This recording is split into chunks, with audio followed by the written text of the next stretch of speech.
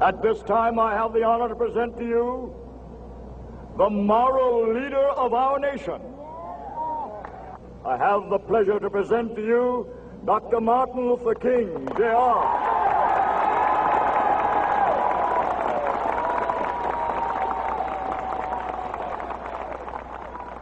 I am happy to join with you today in what will go down in history as the greatest demonstration for freedom in the history of our nation.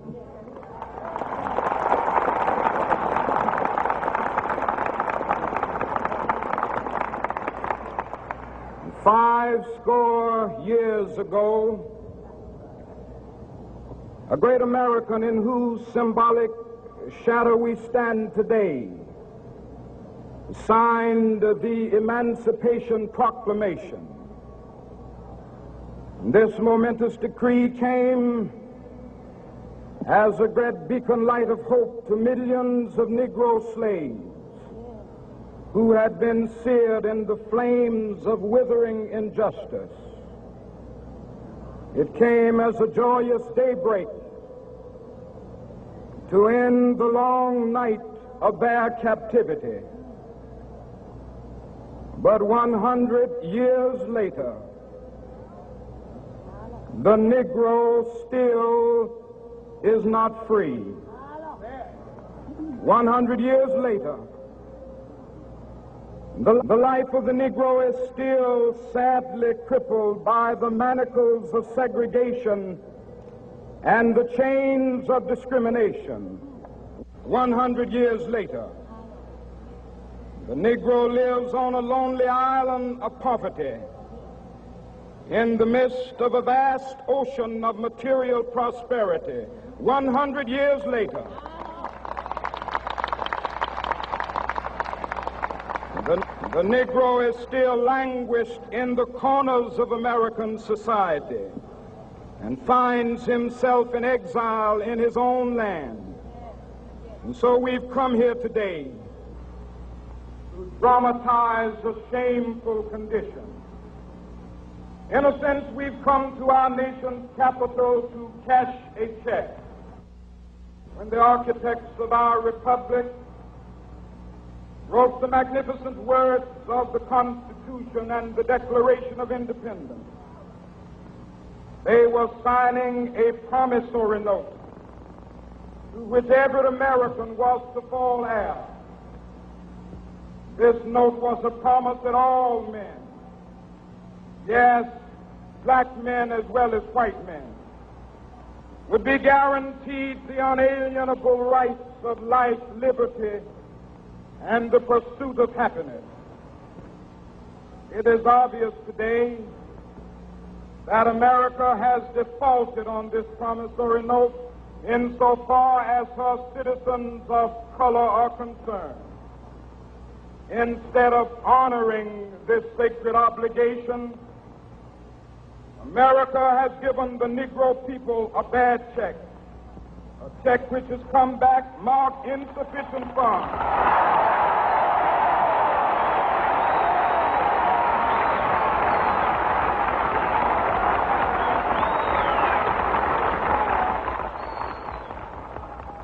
But we refuse to believe that the Bank of Justice is bankrupt.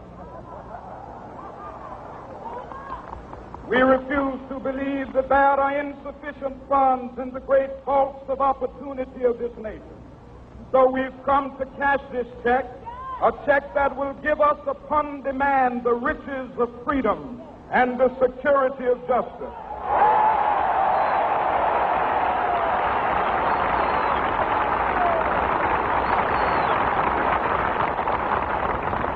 We have also come to this hallowed spot to remind America of the fierce urgency of now. This is no time to engage in the luxury of cooling off or to take the tranquilizing drug of gradualism.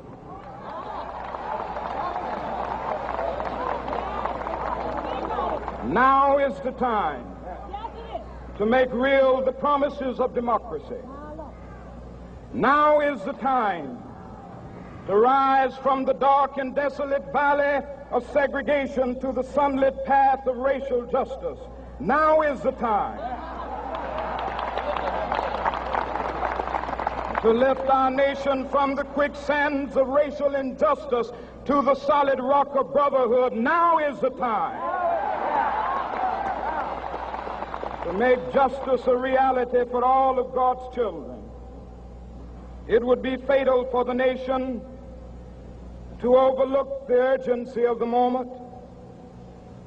This sweltering summit of the Negro's legitimate discontent will not pass until there is an invigorating autumn of freedom and equality.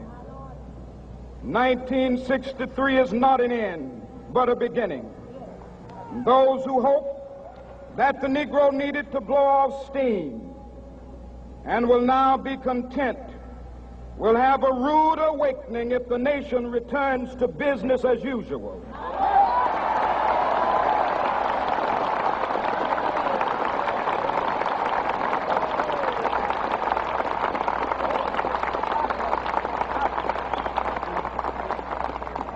There will be neither rest nor tranquility in America until the Negro is granted his citizenship rights.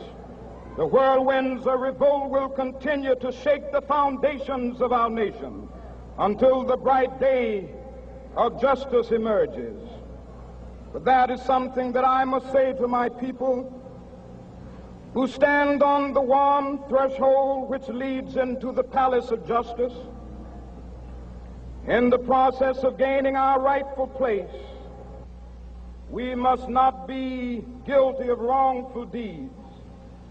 Let us not seek to satisfy our thirst for freedom by drinking from the cup of bitterness and hatred.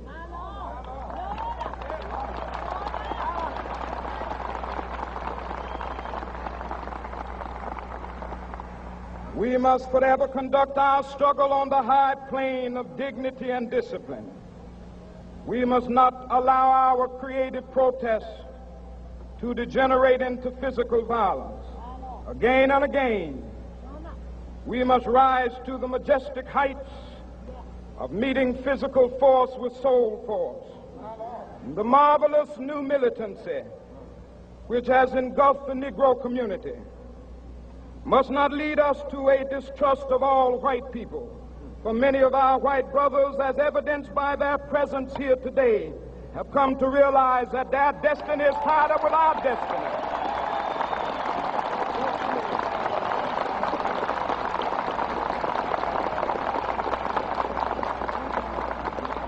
And they have come to realize that their freedom is inextricably bound to our freedom. We cannot walk alone. And as we walk, we must make the pledge that we shall always march ahead. We cannot turn back. There are those who are asking the devotees of civil rights, when will you be satisfied? We can never be satisfied as long as the Negro is the victim of the unspeakable horrors of police brutality. We can never be satisfied as long as our body is heavy with the fatigue of travel, cannot gain lodging in the motels of the highways and the hotels of the cities.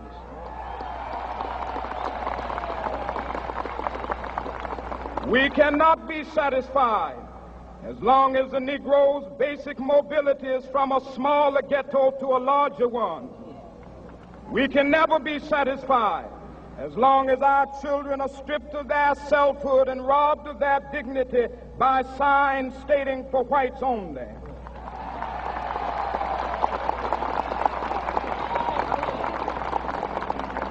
We cannot be satisfied as long as a Negro in Mississippi cannot vote and a Negro in New York believes he has nothing for which to vote.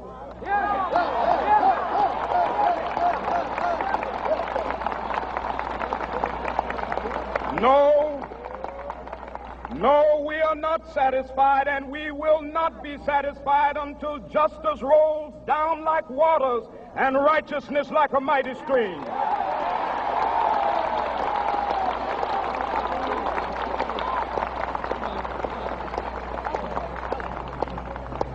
am not unmindful that some of you have come here out of great trials and tribulations. Some of you have come fresh from narrow jail cells. Some of you have come from areas where your quest for freedom left you battered by the storms of persecution and staggered by the winds of police brutality. You have been the veterans of creative suffering. Continue to work with the faith that unearned suffering is redemptive. Go back to Mississippi. Go back to Alabama. Go back to South Carolina. Go back to Georgia. Go back to Louisiana. Go back to the slums and ghettos of our northern cities. Knowing that somehow this situation can and will be changed. Let us not wallow in the valley of despair. I say to you today, my friend,